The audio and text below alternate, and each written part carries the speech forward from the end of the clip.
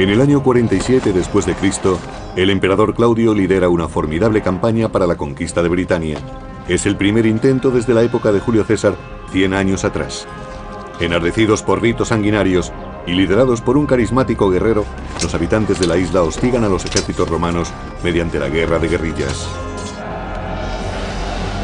Casi 40 años después, en 84 después de Cristo, el emperador Domiciano se enfrenta a los bárbaros en las fronteras y a la traición en el Senado, hasta que una conspiración cambia la historia de Roma y el emperador Trajano termina lo que Domiciano había empezado. El Imperio Romano, las guerras dacias. Roma, año 80 después de Cristo. A finales del primer siglo, el Imperio Romano es sólido, su ejército es poderoso, las victorias militares son frecuentes, el dominio se refuerza. El imperio entra en un periodo muy próspero, que se prolongará casi 150 años, hasta mediados del siglo III después de Cristo, momento en que afrontará una época muy problemática. Roma se ha expandido, pero alrededor de su núcleo civilizado, tribus bárbaras de Germania y Dacia, las actuales Alemania y Rumanía, se resisten a la dominación.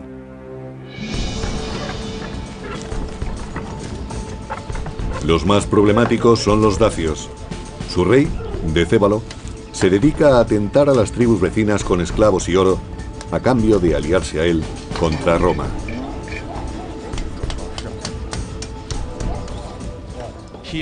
Tiene éxito en sus alianzas en el norte y está extendiéndolas por el este también con éxito. Se está convirtiendo en un líder notorio en la zona y a los romanos no les agrada ese tipo de notoriedad. El rey Decébalo consigue arruinar la estrategia romana de mantener divididas a las diferentes tribus bárbaras. Los romanos, premeditadamente, se habían dedicado a enfrentar a unas tribus con otras. Trataban de evitar que pudieran unirse contra Roma y que ninguna de ellas llegara a ser lo suficientemente poderosa como para someter al resto y plantear una seria amenaza. Decébalo establece las alianzas tribales contra Roma justo en un momento de transición para el imperio. En Roma, Domiciano se dispone a tomar las riendas del imperio que hasta entonces llevaba su hermano, Tito, ahora postrado en el lecho de muerte. La situación cambia de forma imprevista y Roma no parece preparada. La rivalidad entre Tito y Domiciano era evidente. Tito muere enfermo de peste en el año 81 después de Cristo, aunque surgieron rumores sobre un posible envenenamiento. Tito, que goza del favor del pueblo, solo ha gobernado durante 2 años que se han hecho muy largos para Domiciano, como relata el cronista del siglo II, Suetonio. Domiciano no perdía ocasión de declarar que su hermano y él deberían de haber gobernado Roma juntos, pero a su padre nunca le pareció buena idea. Cuando Tito se vio asaltado por una grave enfermedad, Domiciano ordenó que no se le asistiera, incluso cuando exhalaba su último aliento.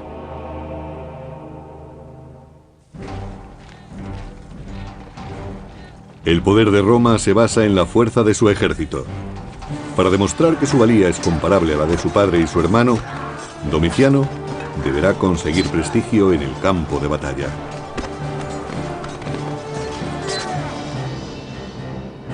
En el año 83 después de Cristo, se adentra en Germania a la cabeza de sus tropas. En las orillas del Rin y el Danubio, hará una demostración de poder. Pero Domiciano tiene otros enemigos aparte de los bárbaros. Para evitar problemas, coloca a un desconocido al frente del ejército, alguien que nunca supondrá una amenaza directa para su persona, Cornelio Fosco. El comandante en jefe de las tropas podría llegar a suponer la mayor amenaza para la persona del emperador, y conviene que pertenezca a un estrato social bajo. Esta maniobra estratégica era habitual entre los emperadores. Domiciano escoge un grupo de germanos sin apenas preparación ni armamento para enfrentarse en la batalla. Los emperadores solían emprender campañas militares para ganar prestigio, si consideraban que su posición no estaba afianzada. Suponemos que Domiciano, que no era muy querido por el pueblo, querría fortalecer sus lazos con el ejército, y la mejor manera de lograrlo era emprender una campaña exitosa frente a un enemigo débil. Los germanos son aplastados y Domiciano agasaja a sus legiones, subiendo su soldado un 25%. Después se autoproclamaría germánico, conquistador de los germanos.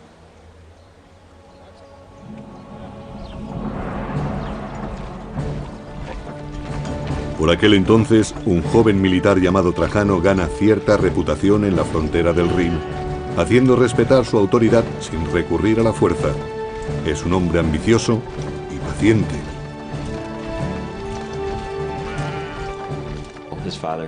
Su padre había servido eficientemente en varias campañas bajo el reinado de Vespasiano.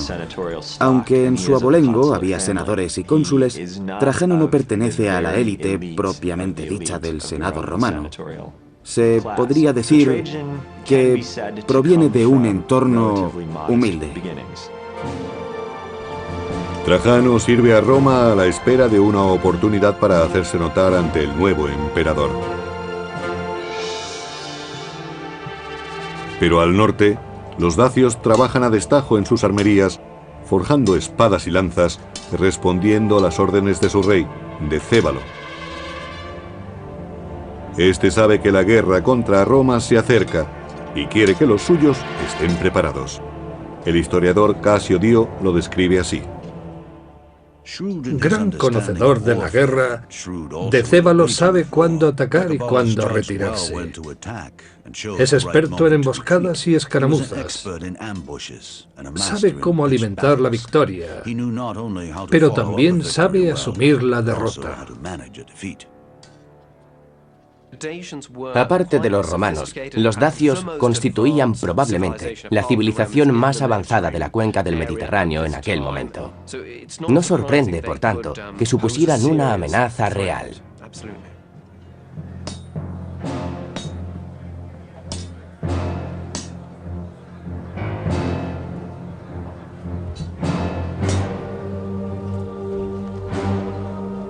Los dacios se reúnen en torno al hechicero, que purifica las herramientas para practicar un ritual en el que su dios más sagrado, Zalmoxis, les revelará el futuro. El historiador del siglo V a.C., Heródoto, explica: Una vez cada 5 años escogen por votación a uno de entre los suyos y lo envían como emisario ante Zalmoxis, exponiéndole sus necesidades. Si el mensajero muere en el ritual, creen que los dioses se mostrarán favorables.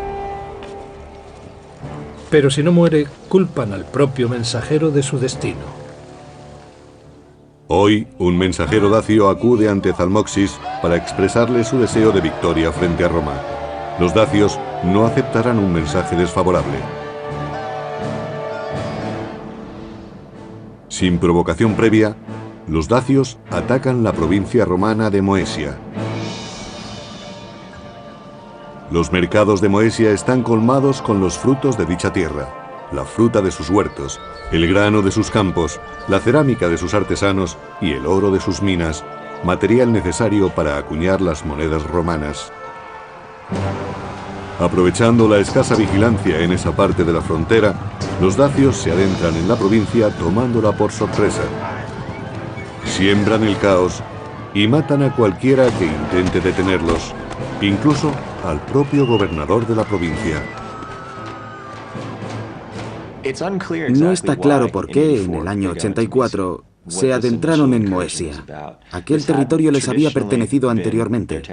Al menos parte de Moesia había sido de los dacios y probablemente quisieran recuperarla, o tal vez se trataba simplemente de demostrarle a Roma que tenía puntos débiles.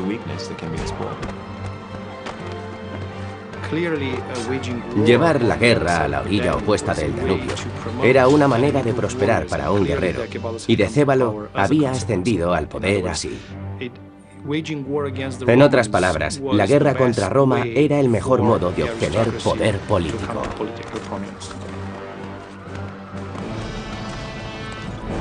Cuando la frontera se ve atacada, el inexperto emperador reúne a sus tropas contra la amenaza bárbara.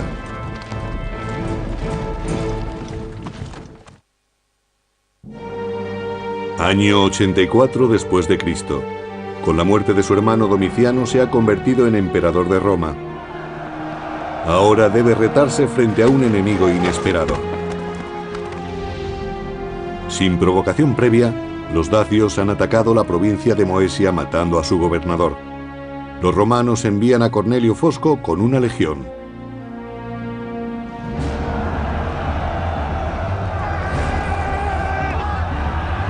Los dacios llegan por todas partes.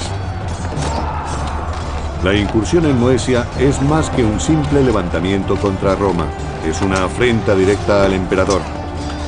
El asesinato de un gobernador no puede quedar impune. Lo que hace es poner a Cornelio Fosco al gobierno de la provincia, esperando que domine la situación.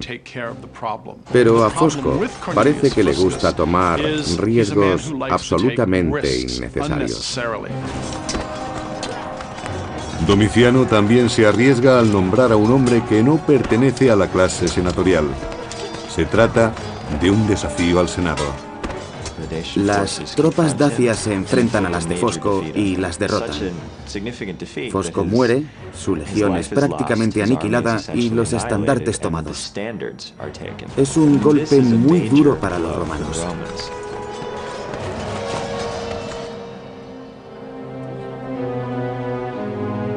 Roma paga la inexperiencia de Domiciano con la sangre de sus legionarios. La guerra alcanza a la propia capital. La aristocracia romana se ve obligada a financiar el costoso ejército de Domiciano. El emperador no se detiene ante nada a la hora de llenar sus arcas, según el cronista del siglo II, Suetonio. Arruinado económicamente por el coste de las obras y los espectáculos y por el incremento de las soldadas, Domiciano se dedica a robar sin pudor. Se ampara en cualquier argucia legal para apoderarse de las propiedades de vivos y muertos. De esta manera se convierte en causa de terror y odio ante los ojos de todos. Todos salvo el ejército, cuya lealtad ha comprado. Con un nuevo general en el lugar de Fosco, el emperador Domiciano despliega a sus soldados más allá de las fronteras, en Tapae, Dacia. El emperador debe derrotar a Decébalo y recuperar el honor perdido. Depende de sus tropas auxiliares, mercenarios extranjeros al servicio de Roma. Roma tiene que hacer algo. No se trata únicamente de haber perdido 2 gobernadores, es una cuestión de prestigio. No se pueden consentir este tipo de escaramuzas, aunque la muerte de 2 gobernadores sea algo más que una simple escaramuza. Hay que responder a Decébalo de alguna forma.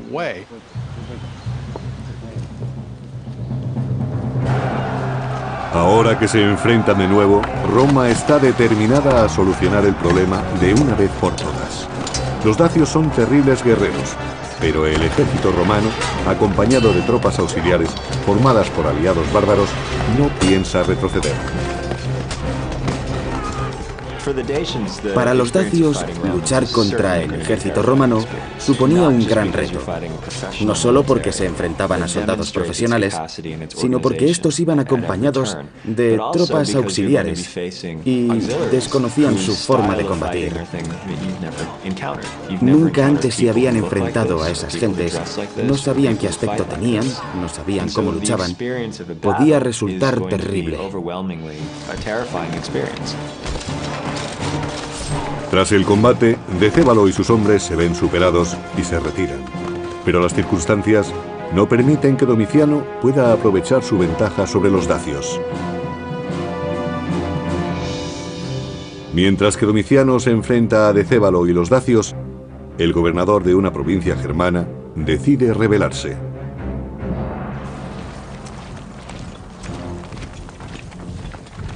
Domiciano envía al joven y leal Trajano para restaurar el orden. La revuelta es aplastada y el cabecilla rebelde capturado. El problema interno al que se enfrentó Domiciano en el año 89 aparentemente estuvo motivado por la insatisfacción de uno de sus comandantes y sus legiones. El general Saturnino intentó proclamarse emperador aprovechando la coyuntura de las guerras dacias. Trajano sofoca el levantamiento de Saturnino y se gana la estima del emperador. Como recompensa, Domiciano le nombra cónsul en el año 91 y al parecer le concede el gobierno de 2 puestos militares en la frontera, lo cual conlleva una enorme responsabilidad.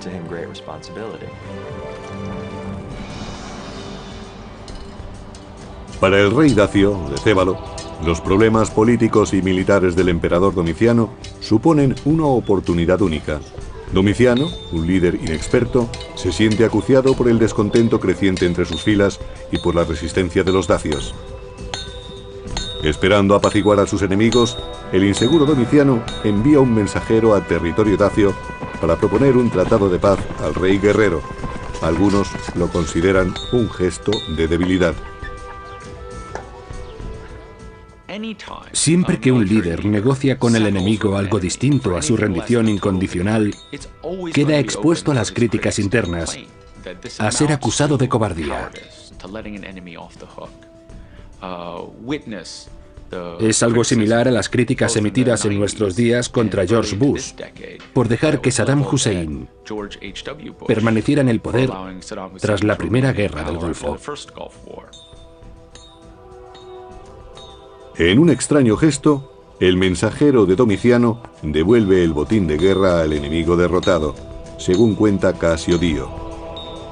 Domiciano hizo entrega de grandes cantidades de dinero a Decébalo, así como artesanos de todos los oficios, y prometió seguir entregando enormes sumas de dinero en el futuro. Domiciano dilapida la riqueza de Roma para ganarse el favor de un bárbaro. Propone un trato muy desfavorable, que incluso le obliga a pagar tributo a los dacios, lo cual le desacredita entre los ciudadanos romanos. Además, se compromete a enviar personal cualificado de distintos ramos, lo que acabará favoreciendo la insurgencia dacia. En el año 89, el emperador Domiciano emprende otra acción grotesca: enfrentarse a 2 pueblos bárbaros más allá del Danubio, con el fin de exhibir su poder.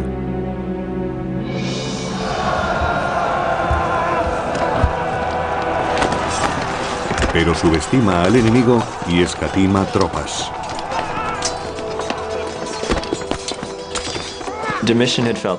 Domiciano consideraba que estas tribus no le habían mostrado su apoyo en la campaña dacia y ordena un ataque punitivo contra 2 tribus, augurando una operación rápida y fácil. Roma sufre una humillante derrota. Domiciano se expone a la difamación. Además de pagar tributo a Decébalo, hay rumores de que ha falseado victorias en Germania. Se dice que ha disfrazado a hombres de Germano para hacerlos pasar por prisioneros de guerra. Domiciano está en un callejón sin salida. Pero no todos los enemigos de Domiciano están en la frontera.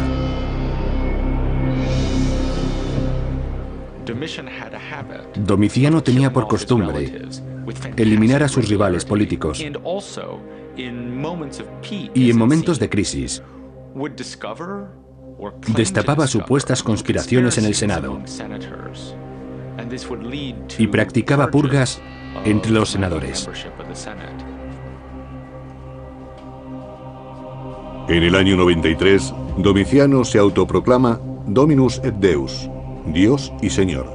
Se ha convertido en un ser impredecible, vengativo y peligroso. Sus allegados vivían bajo una amenaza constante. Sospechaba que alguien lo asesinaría si él no lo hacía antes.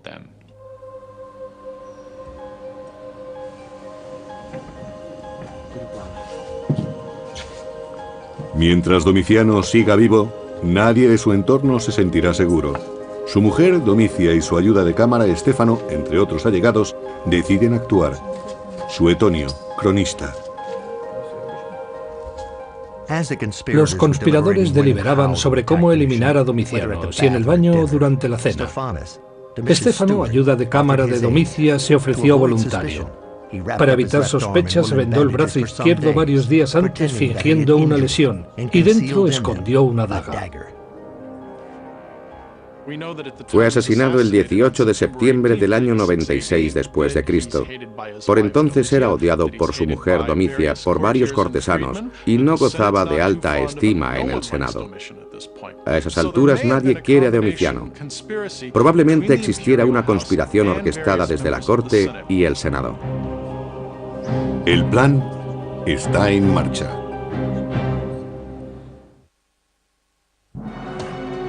Considerando que no ha de responder ante nadie, el emperador Domiciano se ha ganado el odio de todos.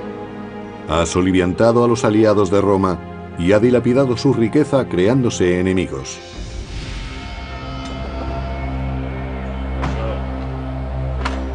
Un sirviente en el que confía, Estéfano, se reúne con el emperador aprovechando sus temores. Nos lo cuenta el cronista Suetonio. Estéfano pide audiencia al emperador pretendiendo revelar una conspiración contra él. Le entrega un rollo con pruebas falsas y le apuñala mientras lo lee.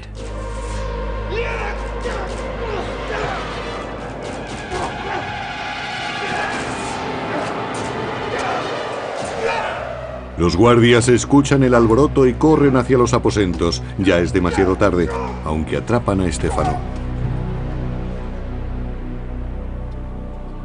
Domiciano solo tiene 45 años cuando es asesinado.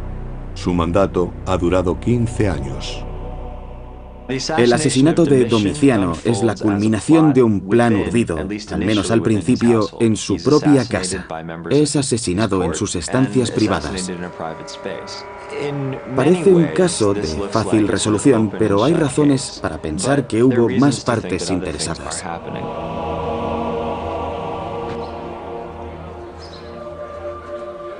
La muerte de Domiciano deja al Senado en una posición ventajosa, de acuerdo con el historiador Suetonio.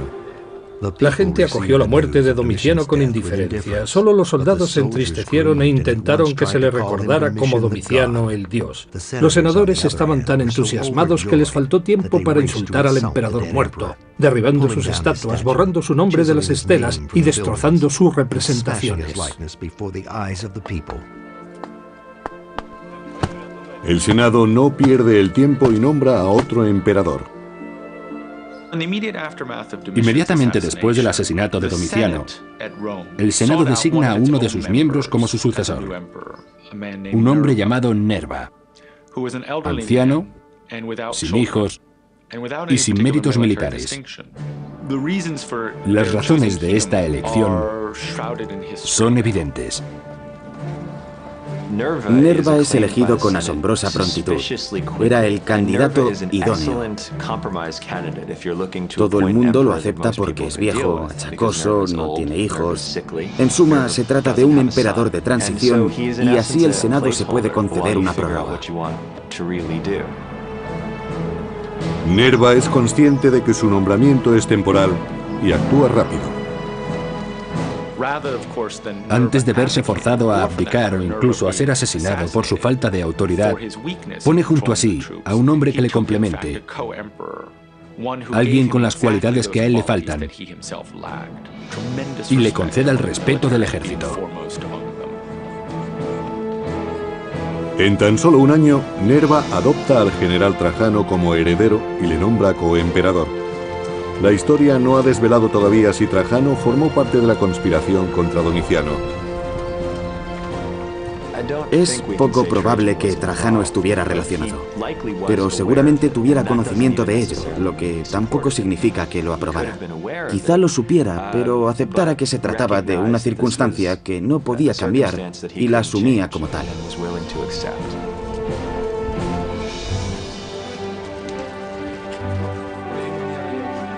En el año 98 después de Cristo, Trajano, a pie y vestido de civil, se presenta a las puertas de Roma. Está prácticamente irreconocible. Acaba de ser nombrado emperador único tras la muerte natural de Nerva. Es recibido como un héroe una vez que los guardias se percatan de quién es. Todos celebran la llegada de Trajano a Roma. Es un emperador relativamente joven, predispuesto a colaborar con el Senado en el gobierno del imperio. Se considera el inicio de una nueva era. A simple vista queda claro que Trajano es lo opuesto a Domiciano. El historiador Plinio elogia la presentación del nuevo emperador.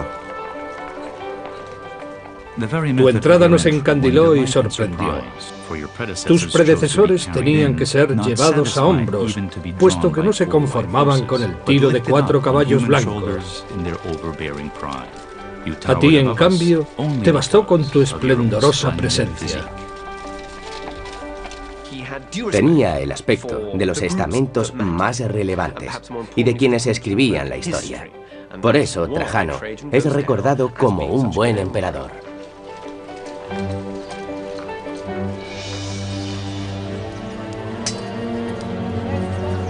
Trajano hereda una Roma humillada y un costoso tratado de paz con los dacios. Gracias a Domiciano, dichos bárbaros reciben arsenales romanos, desertores de las legiones y cada año una gran parte de la riqueza de Roma. Trajano no piensa tolerarlo.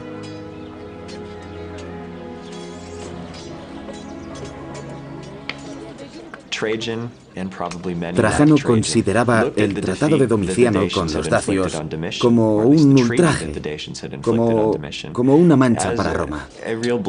Y estaba decidido a hacer algo al respecto y a solucionar el problema.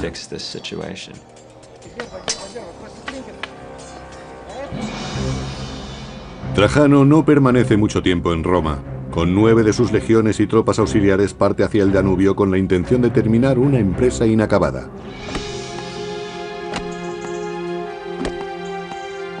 Consolida la presencia de Roma en la frontera y se prepara para una larga contienda a lo largo del Danubio. Antes de enfrentarse a los dacios, debe crear una infraestructura de apoyo a sus tropas. Solo entonces, de acuerdo con el historiador Casio Dio, estará preparado para reparar el daño causado por Domiciano y para devolverle a Roma el prestigio perdido. Repasó sus acciones del pasado y se lamentó por la cantidad de dinero que recibían anualmente, y observó que su poder y su orgullo no paraban de crecer. Pero Trajano no solo buscaba venganza. Varios motivos llevaron a Trajano en busca de Decébalo: la venganza y el honor patrio, quizá también la necesidad de todo nuevo emperador por ganar prestigio y autoridad para afianzar su posición. Supongo que fue un poco de todo. La campaña requiere un esfuerzo enorme. Trajano dedica todo un año a construir fuertes, carreteras y puentes. Era una zona de difícil acceso para los romanos, y había que realizar muchas obras de ingeniería, simplemente para cruzar el Danubio, de orillas muy accidentadas. En el año 101 después de Cristo, Trajano está preparado. El prestigio militar de Trajano le precede, y Decébalo pretende que no saque partido de ello. Para evitar que el tesoro dacio caiga en manos romanas, decide enterrarlo en un lugar tan solo conocido por él y por su hombre de confianza, Vicilis. Dacia era una región bastante rica, por tanto muy tentadora para Roma. Los recursos naturales de la zona hacían que la campaña, si no resultaba provechosa, al menos pudiera mantenerse por sí sola. Y si consideramos que Trajano tenía grandes ambiciones de conquista y también grandes ambiciones personales, es lógico que se fijara en Dacia.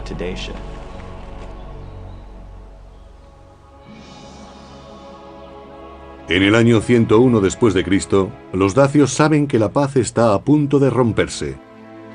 Muchos deciden huir. Los dacios ya han luchado con los romanos anteriormente, pero esta vez es distinto, como explica el historiador Casio Dio. Decébalo, conocedor del avance de Trajano, se asustó, pues sabía muy bien que antes no había vencido a los romanos sino a Domiciano. Ahora debía luchar contra los romanos y contra Trajano, el emperador. Familias enteras de dacios parten hacia regiones más seguras. Saben que esta vez no habrá negociaciones. Trajano solía viajar con sus tropas y compartir algunas de sus dificultades. Eso hacía que Trajano fuese apreciado por sus soldados y que él valorara el esfuerzo de estos mientras hacían frente a dichas dificultades. Las tropas romanas avanzan camino de Dacia. El nuevo emperador romano ha reconciliado al Senado con el ejército. Busca gloria para Roma y prestigio personal enfrentándose a los dacios en Tapae. Año 101 después de Cristo. El rey dacio Decébalo conoce las técnicas de combate romanas y también sabe aliarse con los enemigos de Roma. Decébalo trató de establecer alianzas no solo con pueblos extranjeros, sino también entre los nobles dacios, y creó una fuerza de combate magnífica, aunque no tan sofisticada como la de los romanos. En cualquier caso, estaban organizados y tenían capacidad para vencer puntualmente a los romanos. No hay que olvidarlo. Pero no es suficiente y Decébalo lo sabe. Vacilante, envía incluso una propuesta de paz a Trajano. Este la rechaza. El emperador solo piensa en la victoria, cueste lo que cueste, según Casio Dio. Trajano se enfrentó al enemigo, mató a muchos de ellos y vio a muchos heridos entre los suyos. Y cuando las vendas escasearon, se dice que redujo su propia ropa a tiras para hacer más.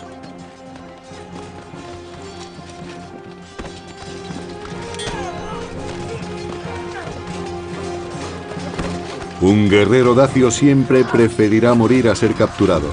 Tratan a los prisioneros con extrema crueldad. Son entregados a las mujeres dacias para ser humillados, torturados y finalmente asesinados.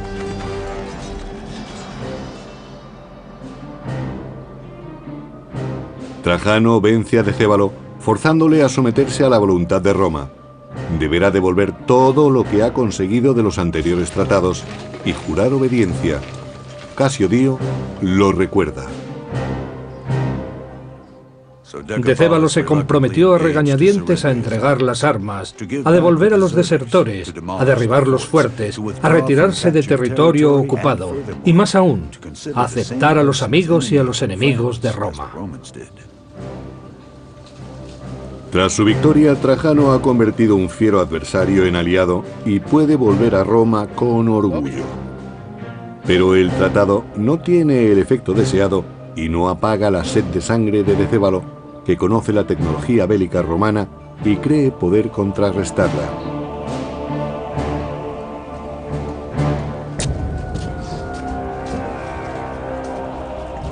Los dacios no se resignan.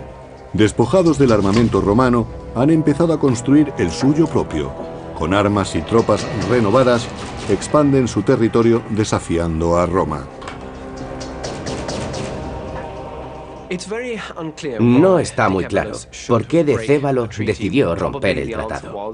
Probablemente Decébalo estaba convencido de que una nueva guerra contra Roma era inevitable. La región no era suficientemente grande para los dos, y por tanto dedujo que debía atacar primero. Volvió a acoger desertores, realizó algunos movimientos estratégicos y pensó que tal vez podría tomar la iniciativa y acelerar el enfrentamiento con Trajano, que sin duda no lo eludiría. Decébalo reconstruye su maquinaria de guerra en Dacia y Trajano parte en su busca desde la península itálica. Mientras que Decébalo confía en la fuerza, Trajano opta por la diplomacia. Tienta a los Quadi, a los Marcomanni y a otros pueblos afines a los dacios, pero atraídos por las riquezas romanas. Al tenerlos como aliados, Trajano merma el poder militar de Decébalo. Si los dacios quieren guerra, deberán luchar solos. Trajano respondió a las provocaciones de Decébalo entablando conversaciones con casi todos los pueblos que habitaban las regiones cercanas a Dacia. Decébalo está desesperado y sus aliados empiezan a vacilar. Quieren abandonarle y se acercan poco a poco a los romanos. Decébalo sabe que la situación es crítica. Año 106 después de Cristo. Trajano conduce directamente sus tropas hasta el centro político del reino de Dacia, Sarmizegetusa, en la actual Rumanía.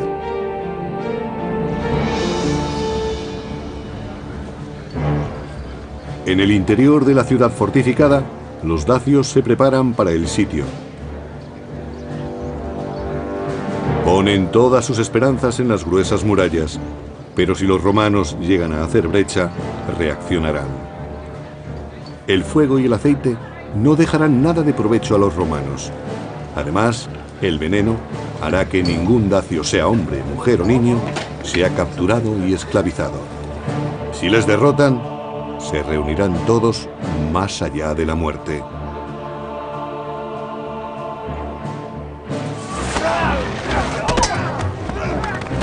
En el camino hacia la capital dacia, Trajano acomete numerosos enfrentamientos.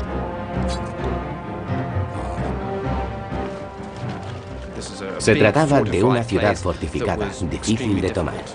Y los romanos habían evolucionado muy lentamente de plaza en plaza. Y claro está, sufriendo gran cantidad de bajas. Fue una lucha terrible. Una puerta impenetrable se opone a la voluntad de Trajano. Año 106 después de Cristo. Durante más de 2 décadas, los hostiles dacios han atormentado a Roma. Ahora vuelven a romper su tratado. El emperador moviliza a las tropas para tomar su plaza fuerte.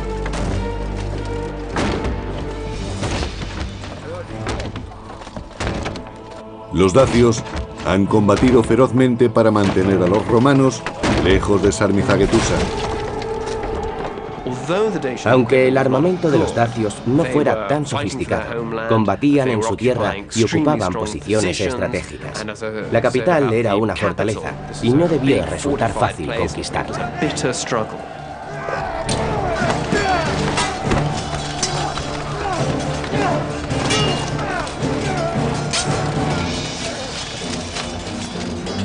Parte de las tropas romanas logra traspasar la muralla, pero los dacios prefieren la muerte a la derrota. Se han envenenado y han incendiado la ciudad. Decébalo, rodeado por soldados romanos, no se dejará coger con vida. Su ayudante, Vicilis, en cambio, suplica por su vida y es capturado.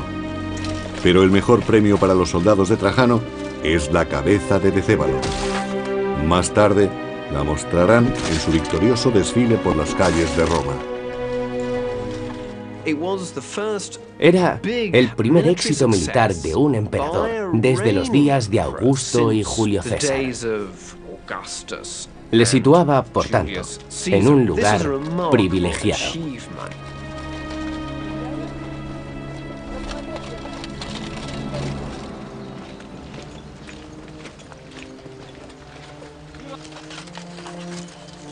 La victoria también aporta beneficios materiales. Vicilis conduce a los soldados romanos hasta el tesoro del rey. La suma de oro que Trajano recibió o tomó durante la conquista de Dacia fue enorme. Había sido escondida por los dacios en el lecho de un río. Estas riquezas, junto con las extraídas de minas de Dacia, llenaron las arcas de Roma. Según las crónicas, Roma recuperó 225 toneladas de oro, 500 toneladas de plata y 50.000 esclavos. El oro y la plata del botín tomado a los dacios se empleó para financiar una formidable campaña de obras públicas, a un nivel nunca antes visto en Roma.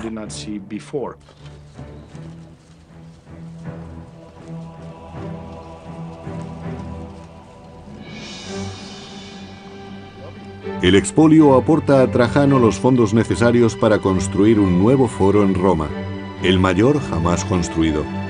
Aunque solo se ha conservado hasta hoy la columna central, debió ser majestuoso.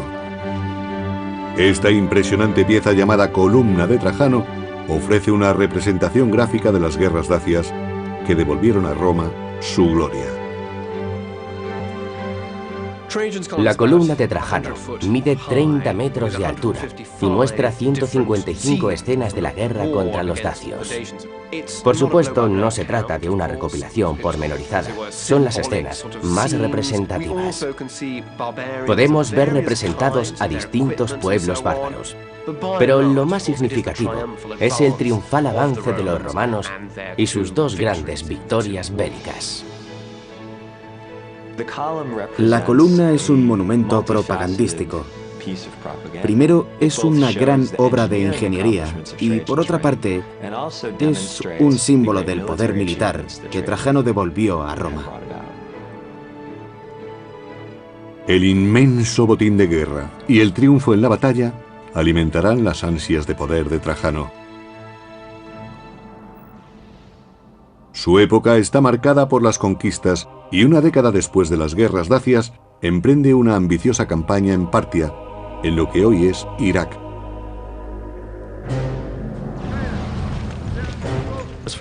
No existían razones estratégicas para declarar la guerra a Partia. Fue la actitud de Trajano y la de sus consejeros, sedientos de conquistas, la que llevó a la guerra con Partia. Trajano disfruta del éxito antes de obtenerlo, pero ha subestimado a su enemigo. Los partos se dispersaban ante los ataques de la colosal máquina militar romana, anulando su estrategia de guerra abierta. De esa forma los mantuvieron en alerta durante todo un año. Los destacamentos romanos caían en las trampas constantes del enemigo. Se podría comparar con la guerra de Irak. La máquina militar estadounidense se topó con levantamientos por todas partes. Trajano, viejo y enfermo, se ve a sí mismo como el nuevo Alejandro, conquistador del mundo. Pero en el año 117 parece evidente que no cumplirá sus sueños. Sus planes han llevado a Roma al límite.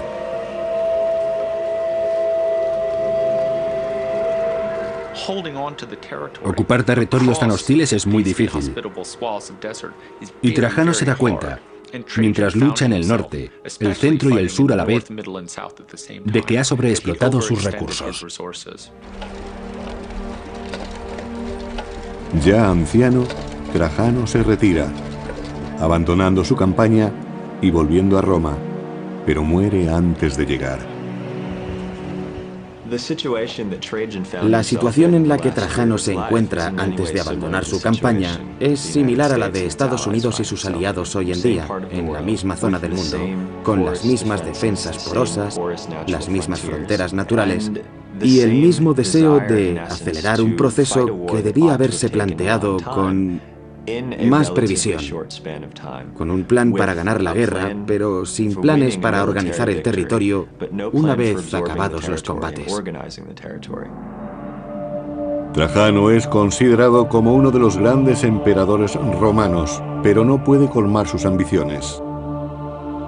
El gran fracaso de la política de Trajano se descubre justo después de su muerte, cuando Adriano se retira de la mayor parte del territorio conquistado por su predecesor. Incluso la provincia de Dacia, que tanto costó conquistar, acaba perdiéndose. Los imperios son moldeados por sus líderes. La historia juzga a Trajano como buen emperador y, en cambio, infama a Domiciano. Pero ambos apelaron a las necesidades del imperio para satisfacer sus ansias personales. No serían los últimos emperadores en seguir tan peligroso camino, un camino que llevaría a la caída del imperio.